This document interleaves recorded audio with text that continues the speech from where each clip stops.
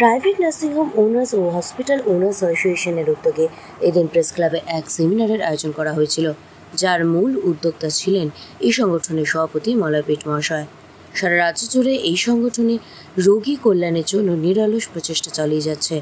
আরও কিভাবে এই সংগঠনের মাধ্যমে রোগী কল্যাণ ও প্রাইভেট নার্সিংহোম ওনার্স ও হসপিটাল ওনার্সদের মধ্যে এক সেতুবন্ধন গড়ে ওঠে, সেই দিকে তারা চেষ্টা চালিয়ে যাচ্ছে। আজকের এই অনুষ্ঠানে হঠাৎই এসে উপস্থিত হলেন বন্ধু মিলন কল্যাণ কমিটির কর্ণধার শ্রী বাবলু সংহত মহাশয়, যিনি মলয় পিঠের এই উদ্যোগকে সাধুবাদ জানান। তিনি বলেন, মলয় পিঠ যেভাবে স্বাস্থ্য নিয়ে সারা রাজ্যে কাজ করে চলেছে তা এক অনন্য নজির সৃষ্টি করেছে। তিনি আরও বলেন, মলয় পিঠের এই উদ্যোগে তিনি সর্বদাই পাশে আছেন এবং সমর্থন জানান।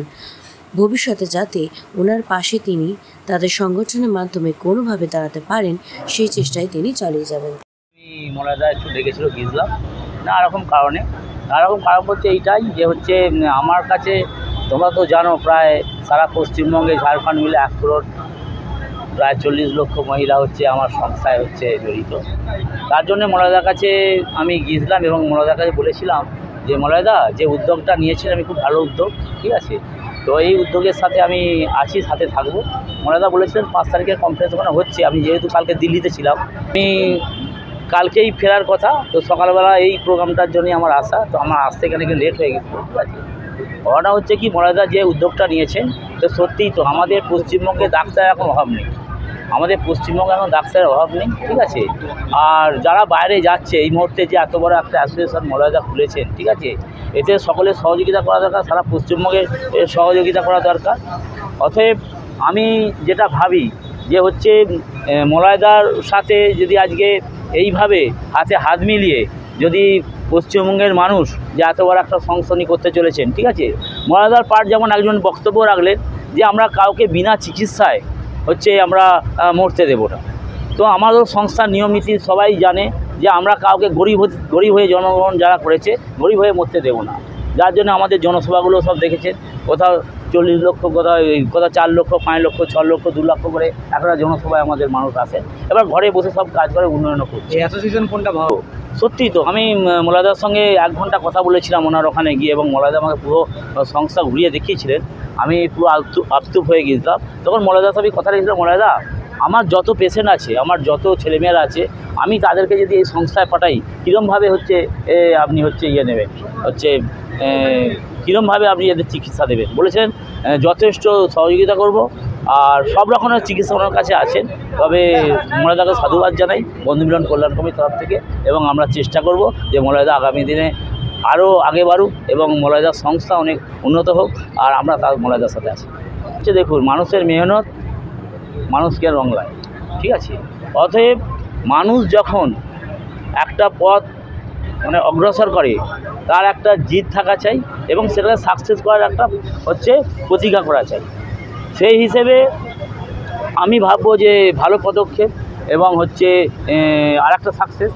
তো ঘটনা হচ্ছে কি, আমি যেটা মনে করি, ঠিক আছে, আমি যেটা মনে করি যে কিছু মানে অপ্রত্যাশিত ব্যাপার থাকবে, ঠিক আছে।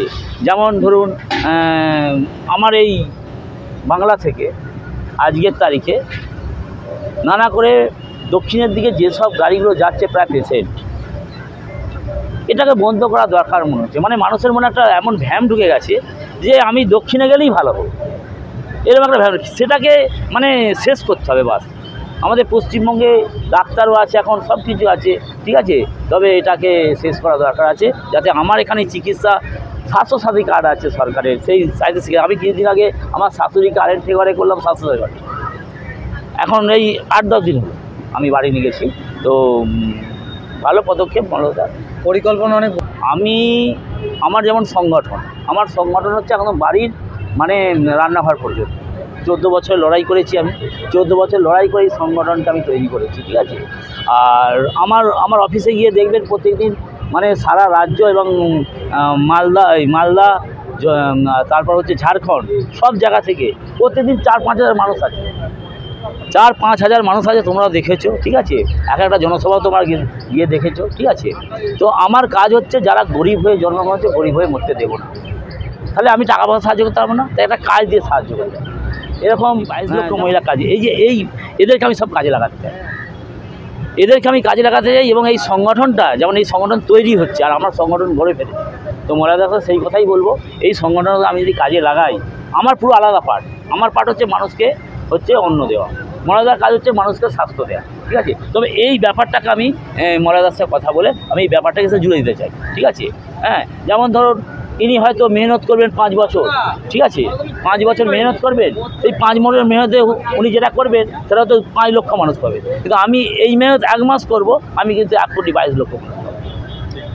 আমরা একটি নার্সিংহোম বা হসপিটাল একত্রিত করে একটি অ্যাসোসিয়েশন তৈরি করেছি, যার নাম দিয়েছি all Bengal private nursing home and hospital honours association. এই অ্যাসোসিয়েশনে আমরা আমাদের সমস্ত নার্সিংহোমকে একটি ছাতার তলায় আনতে চাইছি ওয়েস্ট বেঙ্গলের হেলথ সেক্টরের ডেভেলপমেন্টের জন্য। মূলত গ্রাম বাংলায় যে নার্সিংহোমগুলি চলে স্বাস্থ্যসাথী প্রকল্পের উপর বেশ করে। এই স্বাস্থ্যসাথী প্রকল্প যাতে সুন্দরভাবে চালাতে পারে গভর্নমেন্ট, মানুষ যাতে সুবিধা পায়, আমরা আমাদের অ্যাসোসিয়েশন তার ফেসিলিটার হিসেবে কাজ করি।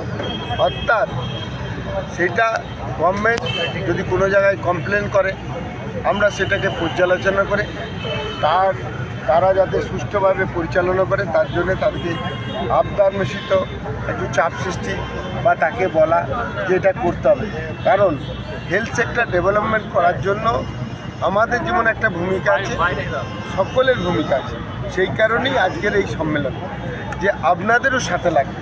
কারণ ভুলটা যেমন ভুল বলবেন, সেটা অনেক ক্ষেত্রে অন্তত হেলথের ক্ষেত্রে গঠনমূলক সমালোচনা থাকবে, আর হচ্ছে ঠিকঠাকে ঠিকভাবে তুলে ধরবেন, তবে মানুষ আস্থা পাবে, তবে মানুষ এখানে দেখাবে। আর এখানে মানুষ যদি আস্থা না পায়, এখানে হেলথ সেক্টর কোনোদিন ডেভেলপমেন্ট হবে না। সেই জন্য আপনাদের কাছে আবেদন, হেলথ সেক্টরে ডেভেলপমেন্টের সবচেয়ে বেশি ভূমিকা আপনাদের। ধরুন একটা নার্সিংহোম ঠিক করে হলো, ডাক্তার ঠিক করেছিল, মানুষের যদি ব্রেকআপ থাকে, মেন্টাল ব্রেকআপ, যেখানে ভালো ট্রিটমেন্ট হয় না, তাহলে কিন্তু কোনোদিনই ভালো হবে না। সেই জন্যে আপনাদের কাছে করজোরে আবেদন, আমরা যে ডেভেলপমেন্টের জায়গাটাই করছি, গ্রামে আসুন, সেটাকে তুলে ধরুন, অবশ্যই গঠনমূলক সমালোচনা করুন। ডেভেলপমেন্টের জন্য আমরা কাজ করব, এই মানসিকতা। সি লাইসেন্স লাগবে, আর হচ্ছে আমার একটা স্বচ্ছ ভাবমূর্তি তৈরি করার জন্য যে পরিষেবা দেওয়া দরকার সেটা দেবো। আমি মজা করে বলেছি, সাধু অবশ্যই ভালো, হিন্দু ধর্ম সেই হিসেবে বলছি, সন্ন্যাসী আরও ভালো। আমরা যদি দুর্নীতিগ্রস্ত ছিলাম, তাহলে আমরা সন্ন্যাসী হোক, সাধু না হতে পারি, সন্ন্যাসী তো হতে পারবো। এই মানসিকতা নেওয়ার জন্য নার্সিংহোম মালিকদের আবেদন জানাই।